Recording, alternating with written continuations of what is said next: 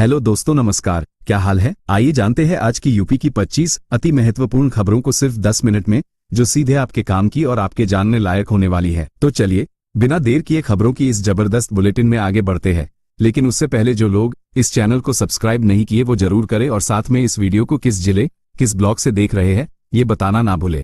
पहला अपडेट देखिए, देश भर में अब पेट्रोल पंपों पर कैरोसिन यानी मिट्टी तेल की सुविधा देने का बड़ा फैसला लिया गया है, जिससे आम लोगों को राहत मिलने की उम्मीद है। सरकार ने यह निर्णय खास तौर पर उन जिलों के लिए लिया है जहां अभी भी कैरोसिन की मांग बनी हुई है। पहले के समय में सार्वजनिक वितरण प्रणाली के तहत कैरोसिन आसानी से उपलब्ध होता था, लेकिन धीरे धीरे इसकी आपूर्ति कम कर दी गई थी। अब इस नई व्यवस्था से ग्रामीण और गरीब वर्ग को सीधा लाभ मिलने की संभावना जताई जा रही है। इस फैसले के लागू होने के बाद पेट्रोल पंपों पर अलग से कैरोसिन स्टोरेज की व्यवस्था की जाएगी। सरकार का मानना है कि इससे ईंधन वितरण व्यवस्था अधिक पारदर्शी और आसान हो सकेगी। और वहीं उत्तर प्रदेश के देवरिया जिले के छात्रों ने यूपीपीसीएस परीक्षा में शानदार प्रदर्शन कर जिले का नाम रोशन किया है। इस बार कई छात्रों का चयन हुआ है, जिससे पूरे इलाके में खुशी का माहौल देखने को मिल रहा है। इन छात्रों ने कठिन मेहनत और निरंतर प्रयास के दम पर यह सफलता हासिल की है। देवरिया जैसे छोटे जिले से इतनी बड़ी संख्या में चयन होना अपने आप में एक बड़ी उपलब्धि मानी जा रही है। परिजनों और शिक्षकों ने छात्रों को बधाई देते हुए उनके उज्जवल भविष्य की कामना की है। ये सफलता अन्य युवाओं के लिए भी प्रेरणा बनकर सामने आई है। चलिए अगला अपडेट देखिए। शेयर बाजार में हाल के दिनों में बड़ी गिरावट देखने को मिली है, जहां निफ्टी बैंक इंडेक्स ने मार्च 2020 के बाद सबसे खराब प्रदर्शन किया है। लगभग सभी सेक्टर के शेयरों में गिरावट दर्ज की गई है, जिससे निवेशकों को भारी नुकसान हुआ है। वैश्विक आर्थिक दबाव और ब्याज दरों में बदलाव को इस गिरावट का मुख्य कारण माना जा रहा है। विशेषज्ञों का कहना है कि बाजार में अस्थिरता अभी कुछ समय तक बनी रह सकती है। इस गिरावट के कारण छोटे निवेशकों में चिंता का माहौल बन गया है। हालांकि लंबी अवधि के निवेशकों को धैर्य बनाए रखने की सलाह दी जा रही है। चलिए अगली खबर आ रही है। देखिए, उत्तर प्रदेश के मुख्यमंत्री योगी आदित्यनाथ ने लोक भवन में आंगनबाड़ी कार्यकर्ताओं को स्मार्टफोन वितरित किए हैं। इस योजना के तहत हजारों कार्यकर्ताओं को डिजिटल रूप से सशक्त बनाने का प्रयास किया जा रहा है। सरकार का उद्देश्य है कि आंगनबाड़ी सेवाओं को टेक्नोलॉजी से जोड़कर अधिक प्रभावी बनाया जाए। पहले आंगनबाड़ी कार्यकर्ताओं को रिकॉर्ड रखने और रिपोर्टिंग में कई कठिनाइयों का सामना करना पड़ता था। अब स्मार्टफोन मिलने से बच्चों और महिलाओं से जुड़ी जानकारी आसानी से अपडेट की जा सकेगी। इस कदम को महिला सशक्तिकरण की दिशा में एक महत्वपूर्ण पहल माना जा रहा है।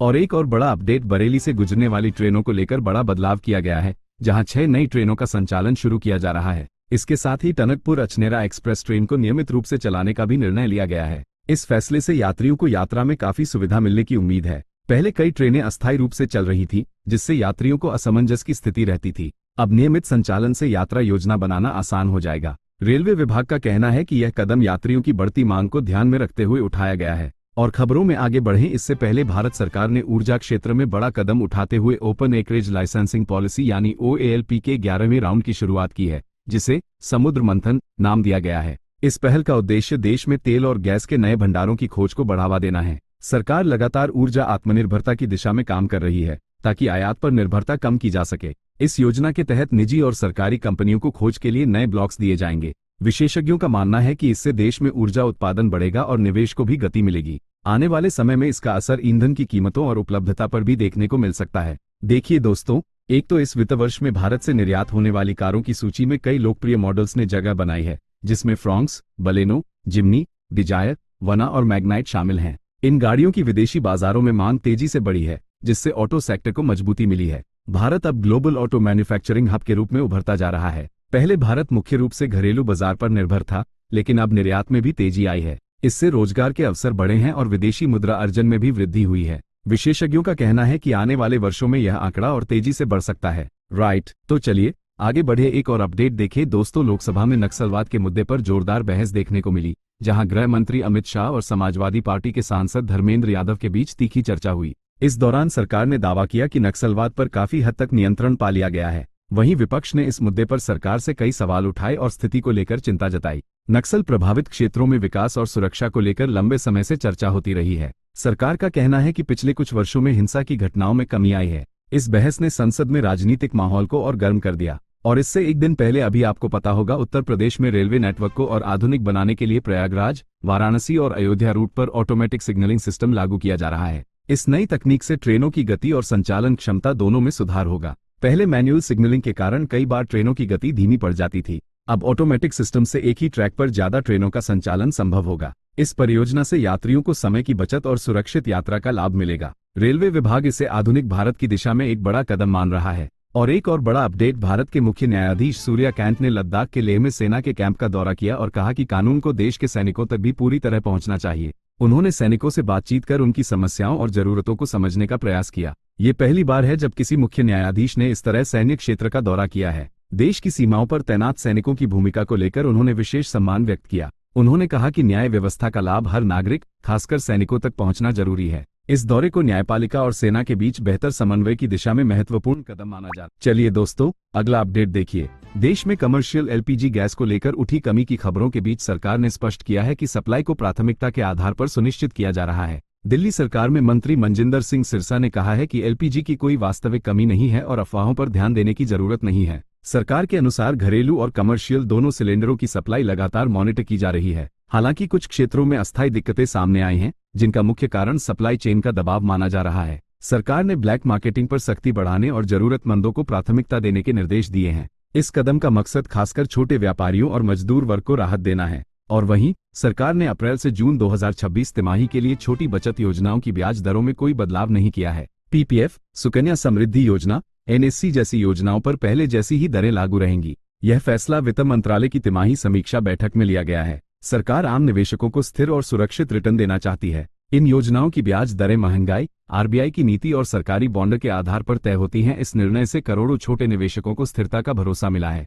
चलिए अगला अपडेट देखिए। भारतीय रुपया अमेरिकी डॉलर के मुकाबले ऐतिहासिक रूप से कमजोर स्तर पर पहुंच गया है, जिससे आर्थिक चिंता बढ़ गई है। रुपया करीब 95 के स्तर से नीचे गिरकर अब तक के सबसे निचले स्तर पर बंद हुआ है। कच्चे तेल की कीमतों में बढ़ोतरी और वैश्विक दबाव को इसका मुख्य कारण माना जा रहा है। विदेशी निवेश में कमी और डॉलर की मजबूती ने भी रुपये पर असर डाला है। हालांकि रिजर्व बैंक ने स्थिति को संभालने के लिए बाजार में हस्तक्षेप किया है। इस गिरावट का असर आयात और महंगाई पर पड़ सकता है। चलिए अगली खबर आ रही है। देखिए, देश के 9 बड़े शहरों में घरों की बिक्री में गिरावट दर्ज की गई है, जहां लगभग 13% की कमी देखी गई है। रियल एस्टेट सेक्टर में ये गिरावट खरीदारों की कम मांग और ऊंची कीमतों के कारण बताई जा रही है। विशेषज्ञों के अनुसार ब्याज दरों और महंगाई ने भी खरीदारों के फैसलों को प्रभावित किया है। हाल के वर्षों में प्रॉपर्टी की कीमतों में लगातार बढ़ोतरी हुई है। इसका असर खासकर मिडिल क्लास और पहली बार घर खरीदने वालों पर पड़ा है। हालांकि कुछ शहरों में प्रीमियम प्रॉपर्टी की मांग अभी भी बनी हुई है। और एक और बड़ा अपडेट, लखनऊ एयरपोर्ट पर यात्रियों के लिए बड़ी राहत की खबर आई है, जहां अब मात्र 10 रुपये में सस्ते स्नैक्स उपलब्ध कराए जा रहे हैं। इस पहल का उद्देश्य यात्रियों को किफायती दरों पर भोजन उपलब्ध कराना है। पहले एयरपोर्ट पर खाने पीने की चीजें काफी महंगी होने के कारण यात्रियों को परेशानी होती थी। अब यह नई सुविधा आम यात्रियों के बजट को ध्यान में रखते हुए शुरू की गई है। इससे खासकर मध्यम वर्ग और आम यात्रियों को सीधा लाभ मिलेगा। एयरपोर्ट प्रशासन का कहना है कि आगे भी ऐसी सुविधाओं को बढ़ाया जाएगा ताकि यात्रियों का अनुभव बेहतर हो सके। चलिए दोस्तों, अगला अपडेट देखिए। इंडिगो एयरलाइन ने नवी मुंबई इंटरनेशनल एयरपोर्ट से बड़ी उड़ान योजना शुरू की है, जिसके तहत करीब 30 नए शहरों को जोड़ने का ऐलान किया गया है। यह नई सेवा मार्च के अंत से लागू की जा रही है, जिससे देश भर के कई प्रमुख शहर सीधे जुड़ेंगे। इन रूट्स में आगरा, अयोध्या, पटना, श्रीनगर, चंडीगढ़ जैसे महत्वपूर्ण शहर शामिल हैं। सरकार और एविएशन सेक्टर का उद्देश्य है कि हवाई यात्रा को और ज्यादा आसान और किफायती बनाया जाए। इस कदम से यात्रियों को ज्यादा विकल्प मिलेंगे और एयर ट्रैफिक का दबाव भी कम होगा। नवी मुंबई एयरपोर्ट को देश के बड़े एविएशन हब के रूप में विकसित करने की दिशा में ये बड़ा कदम माना जा रहा है। और वहीं उत्तर प्रदेश के बदायूं जिले से मानवता को झकझोर देने वाली घटना सामने आई है,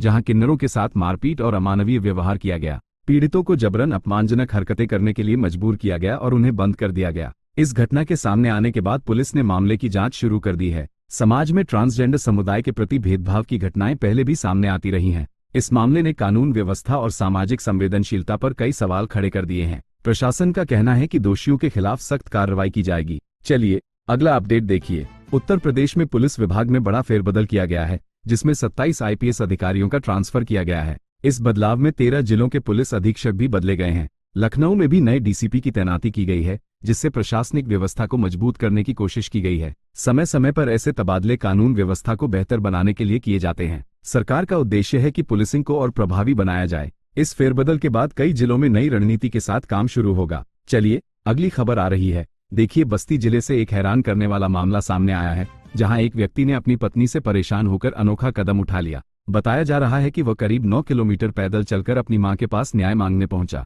इस घटना ने पारिवारिक विवादों के बढ़ते मामलों को उजागर किया है। ग्रामीण क्षेत्रों में ऐसे विवाद अक्सर सामाजिक और आर्थिक कारणों से बढ़ जाते हैं। स्थानीय लोगों के अनुसार यह मामला लंबे समय से चल रहा था। अब इस घटना के बाद प्रशासन भी सतर्क हो गया है और जांच की जा रही है। और एक और बड़ा अपडेट, उत्तर प्रदेश में 1 अप्रैल से स्कूलों के समय में बदलाव किया जा रहा है, जिससे बच्चों को गर्मी से राहत मिल सके। यह नया समय पूरे प्रदेश के सरकारी और निजी स्कूलों में लागू होगा। मार्च के अंत तक छुट्टियों के बाद अब नए टाइम टेबल के अनुसार पढ़ाई शुरू होगी। हर साल गर्मियों को देखते हुए स्कूल टाइमिंग में बदलाव किया जाता है। इस फैसले से बच्चों के स्वास्थ्य और सुरक्षा को ध्यान में रखा गया है। अभिभावकों और शिक्षकों ने इस निर्णय का स्वागत किया है।